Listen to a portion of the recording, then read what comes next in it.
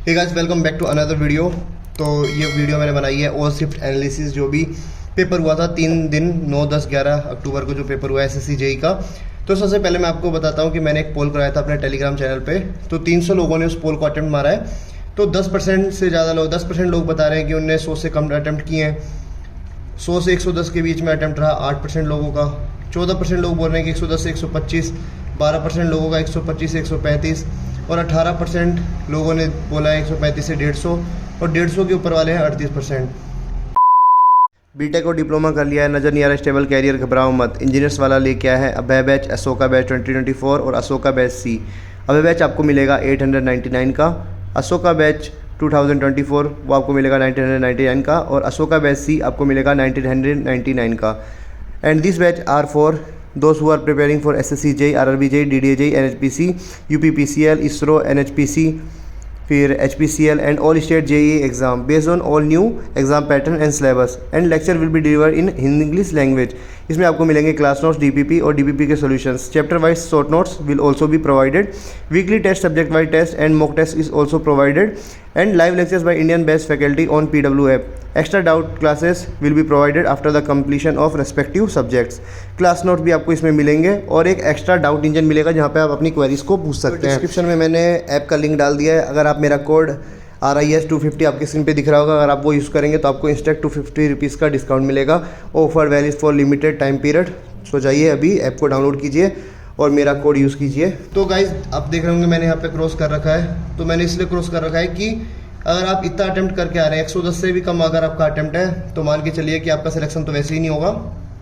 तो जो थोड़े से चांस बनते हैं सिलेक्शन वाले वो इन लोगों के बनते हैं, क्योंकि अगर आपने अटेम्प्ट ही कम किए तो सिलेक्शन तो आपका वैसे ही नहीं होगा। और इसमें भी कुछ लोग ऐसे होंगे जिन्होंने केवल तुक्के मारे होंगे, तो अभी श्योरिटी नहीं है कि ये वाले बच्चे जो हैं ये सिलेक्शन ले ही लेंगे। इसीलिए बस एक जनरल आइडिया है कि कितने बच्चों ने कितना अटेम्प्ट किया है। तो सबसे पहले मैं बता दूं कि सबसे पहला जो शिफ्ट था वो 9 अक्टूबर को हुआ था। वो 9 से 11 बजे हुआ था, सुबह मॉर्निंग शिफ्ट में हुआ था। उसके बाद जो 10 अक्टूबर को हुआ था वो पेपर 2 शिफ्ट में हुआ था, 9 से 11, और एक इवनिंग शिफ्ट थी 5 से 7 की। और 11 अक्टूबर को जो लास्ट शिफ्ट थी वो भी एक ही शिफ्ट में हुई थी, 9 से 11 मॉर्निंग शिफ्ट में। टोटल मिला के कुल 4 शिफ्ट में ये एसएससी जेई का जो पेपर हुआ था 2023 वाला, वो 4 शिफ्ट में हुआ था। और मैंने चारों शिफ्ट के बच्चों से बात की तो लगभग ऐसा कोई सा शिफ्ट नहीं था जो बता रहे थे कि काफ़ी इजी पेपर है। लगभग किसी में जीके टफ आई तो किसी में टेक टफ आई। मतलब ऑन एन एवरेज इस बार का जो पेपर था वो मॉडरेट टू टफ पेपर था। तो जैसे लास्ट ईयर क्या होता था कि कुछ शिफ्ट ऐसी आती थी जो काफ़ी इजी आती थी, तो इस बार ऐसे देखने को नहीं मिला है। तो चलते हैं आगे। तो सबसे पहले हम बात कर लेते हैं रीजनिंग की। तो जैसे हर बार क्या होता था कि रीजनिंग इजी आती थी, इजीली बच्चे 50 में से 50, 50 में से 48, 47 आराम से स्कोर कर लेते थे। लेकिन इस बार जो रीजनिंग थी वो स्लाइटली लेंदी थी। जो पेपर थे वो कुछ लेंदी क्वेश्चंस थे और इस बार मतलब बच्चे को 40 से 45 मिनट आराम से रीजनिंग को देना ही पड़ा होगा। लेकिन लास्ट ईयर आप देखे होंगे कि 30-35 मिनट में भी बच्चे रीजनिंग को कर देते थे। तो इससे क्या हुआ कि आपका जो 2 घंटे का पेपर होता है उसमें आपको टेक के लिए थोड़ा कम टाइम बचा होगा। इसके कारण मार्क्स और बच्चों के कम आए होंगे। और दूसरी बात कि 10 से 12 क्वेश्चन कुछ ऐसे थे जो काफ़ी लेंदी थे, जिनको अगर आपने टाइम दिया तो आपका मतलब जो पेपर है वो छूट भी सकता है। इसीलिए मैं मान के चल रहा हूँ कि 40 से 45 मिनट रीजनिंग ने खाया। और अगर किसी बच्चे ने मतलब 40 से 45 के बीच में स्कोर किया होगा तो वो एक अच्छा स्कोर माना जाएगा। उसके बाद बात करते हैं जीके जीएस की। तो आपको पता होगा जीके जीएस का सिलेबस बहुत बड़ा होता है। और लास्ट ईयर क्या होता था कि अगर हमने केवल PYQs लगा लिए, नोट्स को ऊपर से भी पढ़ लिया, तो हम 15 से 20 के बीच में स्कोर कर लेते थे। लेकिन इस बार जो जीके आई है वो मॉडरेट टू टफ है। काफ़ी बच्चे तो बोल रहे हैं मॉडरेट भी नहीं, वो तो बोल रहे हैं कि काफ़ी टफ आई है, मतलब हिली तक नहीं है। लोग बता रहे हैं कि 5 से 6 या फिर 10 मैक्सिमम 10-12 ही क्वेश्चन अटेम्प्ट मार पाए हैं। ठीक है। इस और दूसरी बात कि टाइम कंज्यूमिंग बता रहे हैं लोग, मतलब क्वेश्चन पढ़ रहे हैं, कुछ समझ में ही नहीं आ रहा। जो यूजुअली 7-8 मिनट में जीके हो जानी चाहिए, लोगों ने 10 से 15 मिनट भी लगा दिए जीके में, तो जिसके कारण उन्हें टेक में उतना टाइम कम मिला होगा। अगर किसी बच्चे ने इसमें 10 से 15 के बीच में भी स्कोर किया होगा तो वो एक डिसेंट स्कोर होगा। और दूसरी बात कि कोई भी direct question as it is नहीं पूछे गए। जैसे कि आपने अगर कोई प्रिमल पढ़ा हो या फिर ये आर्टिकल्स पढ़े हो, जो हम पहले जो प्रीवियस ईयर देखते थे सेम टू सेम वैसे क्वेश्चन नहीं देखने को मिले हैं इस बार। जैसे एक क्वेश्चन था कि 51 स्मॉल ए में क्या है, जैसे अगर, तो फिर काफ़ी लोगों को ये पता नहीं था, पार्ट्स नहीं पता थे उनके। तो इस बार क्वेश्चन थोड़े ट्रिकी पूछे गए थे। फिर अब बात कर लेते हैं टेक्निकल की। तो लास्ट ईयर क्या होता था कि टेक्निकल में 50 to 60% क्वेश्चन PYQ से आते थे। तो काफ़ी बच्चे इसमें, और क्या होता था PYQ में कि लोगों के ना मिस्टेक करने के चांस बहुत कम होते थे, क्योंकि ये तो घोटे हुए थे बिल्कुल, लोग रटे पड़े होते थे PYQs को। और मतलब क्योंकि PYQ की बुक कम से कम 2-3 बार तो बच्चे लगा के जाते ही थे, इसलिए इनकी गलती की कोई गुंजाइश नहीं होती थी, इस कारण कट ऑफ हाई जाती थी। लेकिन इस बार 20% भी PYQs नहीं पूछे गए हैं, और जो पूछे गए हैं वो भी एग्जैक्टली सेम नहीं थे, उसमें भी कुछ डाटा चेंज था या फिर कुछ मतलब कि एडिशनल चीज़ पूछ दी गई थी, इसलिए। और बचे जो 80% क्वेश्चन है वो भी ट्रिकी थे, और ऊपर से मतलब कि काफ़ी लंबे लंबे लेंदी क्वेश्चंस थे, कॉन्सेप्चुअल क्वेश्चंस थे।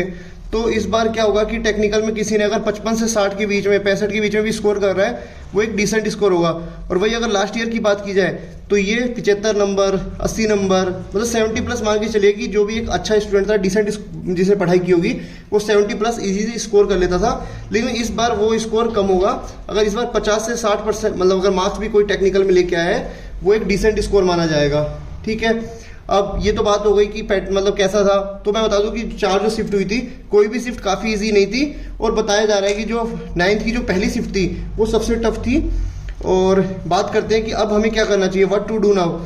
तो सबसे पहले तो भाई घबराओ मत, आपको क्या करना है कि रेस्पॉन्स की का वेट करना है, क्योंकि काफ़ी लोग कह रहे हैं कि मतलब क्या होगा, हमने अटेम्प्ट भी कम किए हैं। तो सबसे पहले आप रेस्पॉन्स की का वेट कीजिए, क्योंकि क्या पता, जैसे इस बार पेपर टफ था, जैसे यूजुअली अगर आप देखते होगे तो कट ऑफ जो 115 से 120 तक की जाती है, इस बार पेपर टफ है तो क्या पता कट ऑफ कम जाए। दूसरी बात कि मान लो कुछ बच्चे कैटेगरी से हैं तो, या फिर EWS है उनके पास, तो उनकी कट ऑफ और कम जा सकती है। इसलिए आप अभी मतलब घबराइए मत, रेस्पॉन्स की का वेट कीजिए। और जब तक रेस्पॉन्स की नहीं आती है, अगर आपने DDA JEE का फॉर्म भर रखा है तो उसके मॉक्स देने लग जाइए, स्टार्ट गिविंग द मॉक्स। और अगर आपने DDA JEE आपको नहीं देना है, आपने अगर इसका फॉर्म नहीं भरा है, तो अब अभी चिल कीजिए, नेटफ्लिक्स देखिए, प्राइम वीडियोस देखिए, आराम से मतलब मजे कीजिए और अपने ऊपर काम कीजिए। और मतलब सोचिए कि कहाँ क्या गलती हुई है, क्योंकि आपको ये गलती आगे नहीं करनी है। और जिन जिन का प्री निकलेगा उन्हें मेंस के लिए भी फोकस करना है, तो अभी से अपने मतलब कि सोर्स कहाँ से क्या पढ़ना है उसके ऊपर आप रिसर्च करने लग जाइए और अपने ऊपर टाइम दीजिए। ठीक है, और वही मैंने यहाँ पे लिखा है, rest people enjoy until response की पब्लिश। ठीक है, और जब एक बार रेस्पॉन्स किया जाए उसके बाद दोबारा से नई एनर्जी के साथ दोबारा से मेंस की तैयारी कीजिए। और जो बच्चे जिनका प्री नहीं निकला वो अभी घबराए मत। मान लीजिए इस बार आपकी तैयारी कम थी, इस बार मान लो पेपर में भी थोड़ा पैटर्न में चेंजेस था, लेकिन अगली बार अगर आप अच्छे से तैयारी करेंगे, अभी से अगर आप लग जाएंगे तो अगली साल आप फोड़ देंगे SSC JEE को। तो इस वीडियो को यहीं समाप्त करते हैं। All the best for your entire journey, good bye.